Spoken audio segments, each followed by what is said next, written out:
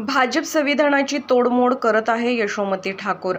या प्रकारची दादागिरी आपल्या देशामध्ये कधी झालेली नाही। संविधानाची तोडमोड अशी याआधी कधी झालेली नाही। केजरीवाल यांच्यासह 2 मुख्यमंत्री त्यांना जेलमध्ये टाकलं। काँग्रेस पक्षाचे सगळे अकाउंट फ्रीज नव्हते तर त्यांनी रिकामे पण केले, म्हणजे आम्ही कुठेच प्रचारही केला नाही पाहिजे।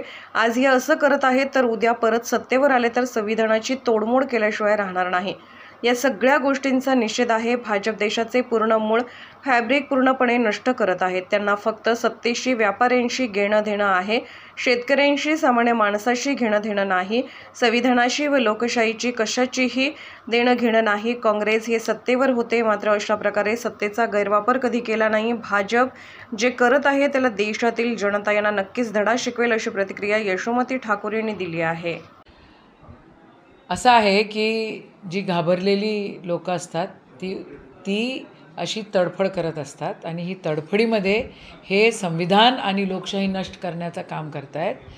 केंद्रामध्ये जे बसलेले आहेत ते कुठेतरी घाबरलेले आहेत आणि म्हणून एवढी दडपशाही आहे। तुम्ही या देशामध्ये लोकशाही मारायचा जर प्रयत्न करत असाल तर लोक तुम्हाला मारतील, हे नक्की। या प्रकारची दादागिरी आपल्या देशामध्ये कधी झालेली नाही। संविधानाची तोडमोड अशी ह्याच्या आधी कधी झालेली नाही। केजरीवालांना 2 मुख्यमंत्री त्यांनी जेलमध्ये टाकायचा प्रयत्न केलेला आहे आणि टाकलेले आहेत।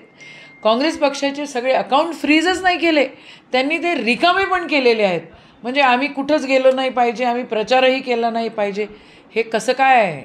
आज हे असं करतायत तर उद्या परत जर सत्तेत आले तर संविधान तोडल्याशिवाय हे राहणार नाही, ही वास्तविकता आहे। या सगळ्या गोष्टींचा निषेधच आहे।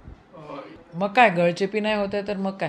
फक्त विरोधी पक्षाचीच नाही तर संविधान तोडतायत हे लोक, हे नष्ट करतायत। या देशाचं पूर्ण मूळ फॅब्रिक पूर्ण नष्ट करतायत। यांना फक्त सत्तेशी घेणं देणं आहे, व्यापाऱ्यांशी घेणं देणं आहे, शेतकऱ्यांशी नाही, संविधानाशी नाही, लोकशाहीशी नाही, कशाशी नाही। ह्या अशा प्रकारे कधी कोणी केलेलं नाही।